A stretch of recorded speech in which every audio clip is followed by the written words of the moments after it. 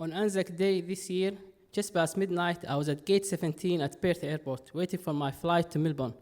I was really excited. It was the first time I'd come back to Melbourne since I left last year. And luckily, my Jetstar flight was on time. And, and with 2 hours to spare, I found myself waiting at a nearby cafe, ordering a hot chocolate and a chocolate croissant. I needed to spoil myself because in the last few months have been hard on me. It was difficult to adjust to the move to Perth, and making new friends or even striking a conversation with a stranger was very difficult, and it's not as effortless as it was in Melbourne. I would say I became more reserved.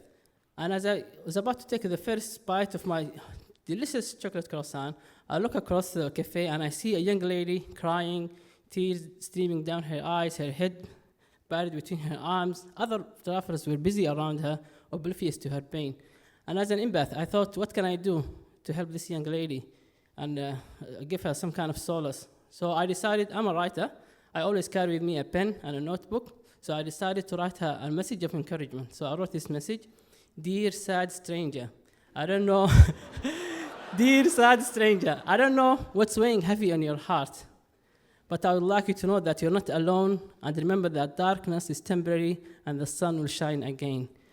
Warm regards, a stranger. As I finished writing my message, she gathered her belongings and she rushed off. And at this point, I had to make a choice, either to keep this message to myself or chase after her. So I decided to chase after her.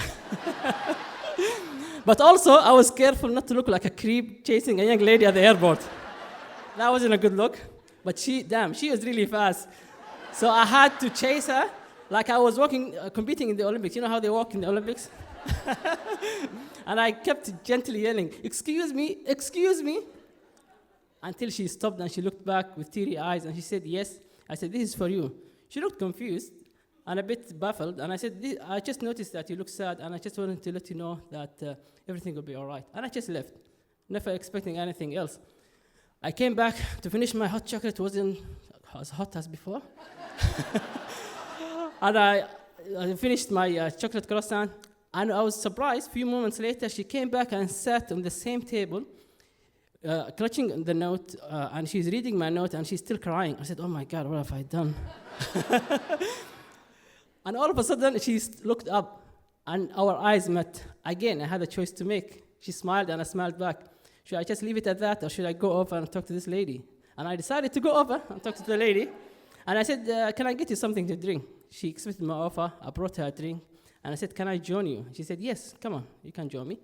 And I said, I just noticed that you look sad. Can you tell me what's troubling you? She told me about her white boyfriend in Melbourne that's been ignoring her for a while, and she's coming to visit him in Melbourne.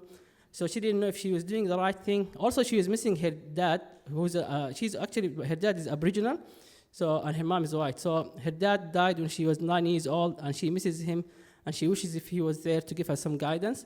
And she asked me, do you believe in God? I said, yes, I do believe in God. She said she found peace in spirituality lately, and sometimes she can sense her dad's presence, but people don't believe her.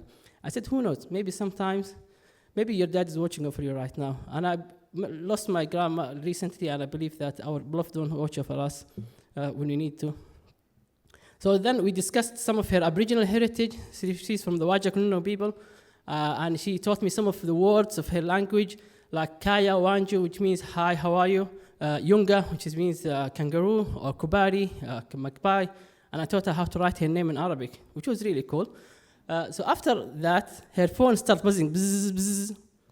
It's her boyfriend. So she said, he's calling me right now. I'm not going to answer. She flipped the phone and she flipped him off. And she said, oh, maybe I shouldn't have done that. I said, don't worry, Queen. Let him learn his lesson, Queen. So she ignored him, and she said, I would like to thank you for your message. I was reading your message in the bathroom, and I was really crying. It's the first time that I felt cared for, and I felt seen, and I will keep this message until the day I die. So at that moment, the call for our flight echoed through the terminal, and we exchanged farewells, and she asked me for a hug, and I gave her a hug, and I smiled, and I said, you know, your dad was watching over you tonight. And at that moment, two strangers were forever connected by a simple act of compassion. Sometimes you just need someone who will listen to us, even if it was a stranger. Sometimes we need someone who will notice our silent tears. Making waves isn't about grand gestures. Sometimes it's about this small act of kindness.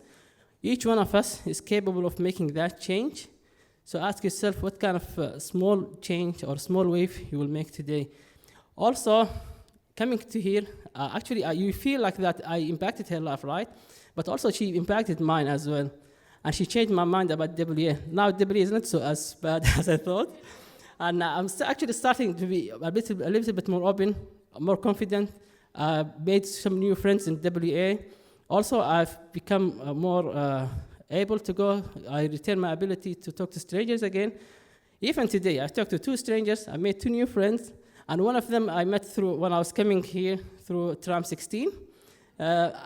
She was about to go to take a swimming, session.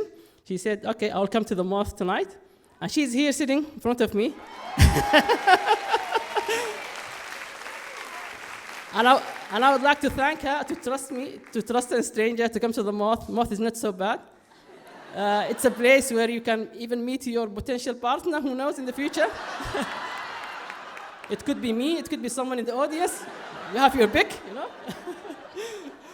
Also, I would like to thank, I'm happy to see Christine and I get married today, so that's really amazing, because Christine is my friend, and I'm the one who invited her to come to the mall from the first place. So it's really great to see the story come full circle tonight. And by the way, I'm October born as well. So all of us were born in October, and we're going to have a baby who were born in October as well. So hopefully I'll be the godfather. Thank you very much.